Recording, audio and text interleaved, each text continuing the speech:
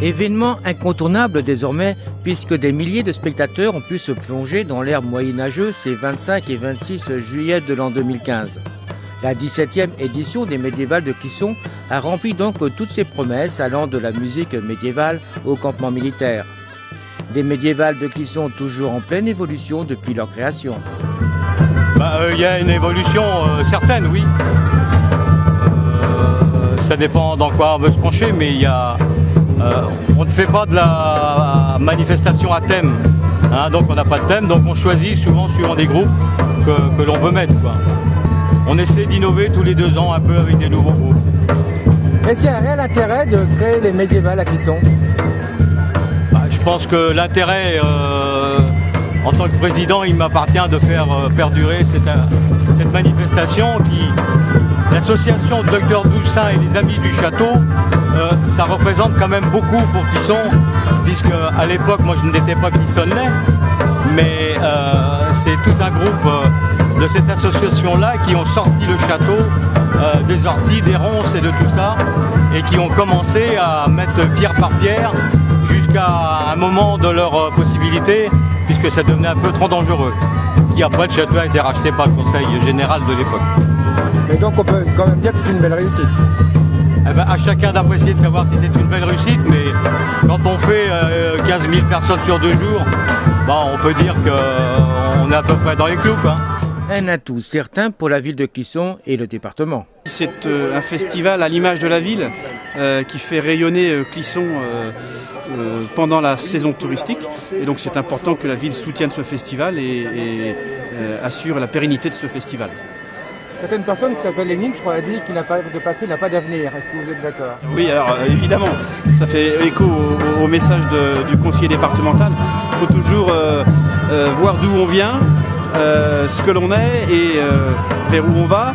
Et de reprendre un petit peu nos racines nous permet de mettre en valeur notre passé et comme ça, pour les projets d'avenir, de bien faire attention à notre belle cité.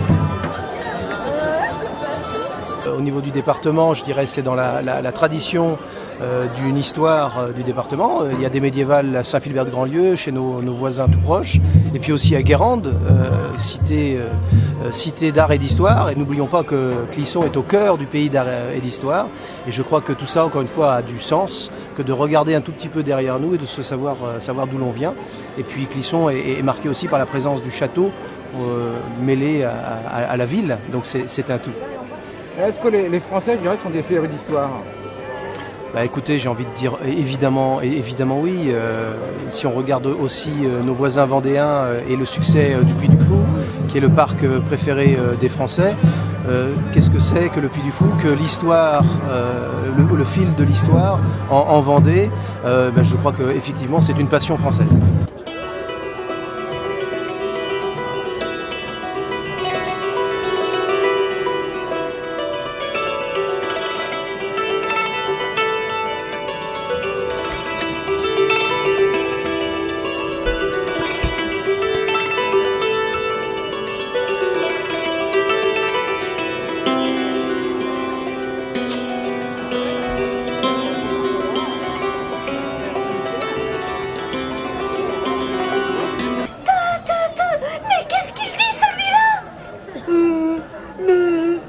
Je sais pas.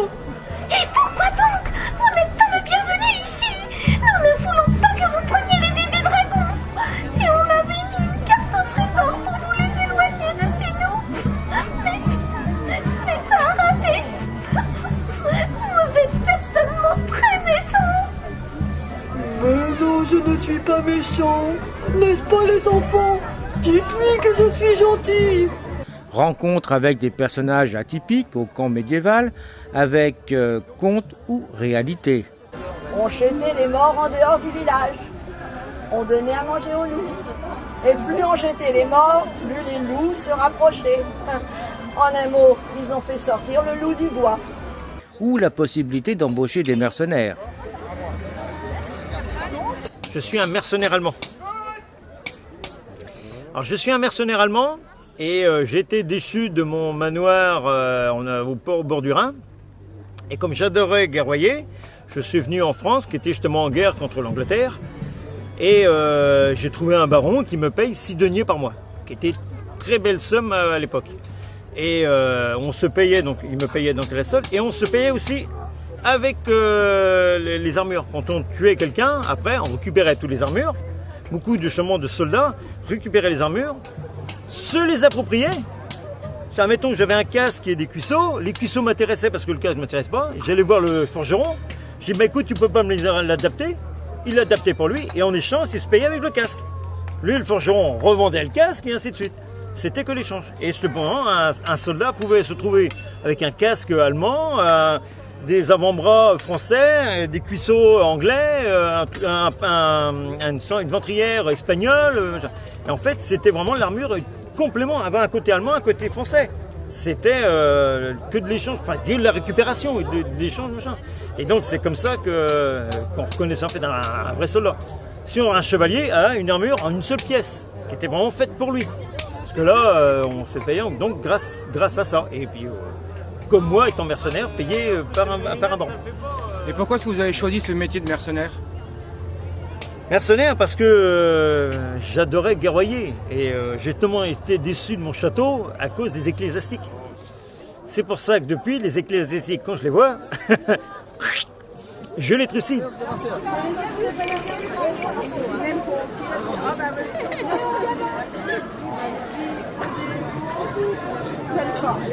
Des médiévales dignes de ce nom qui ne pourraient se passer d'un tournoi de chevalerie en attendant 2017.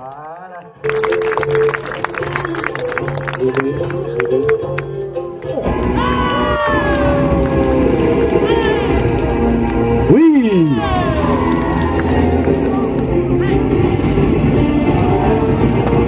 Oui.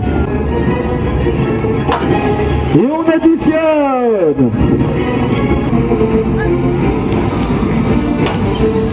Oui.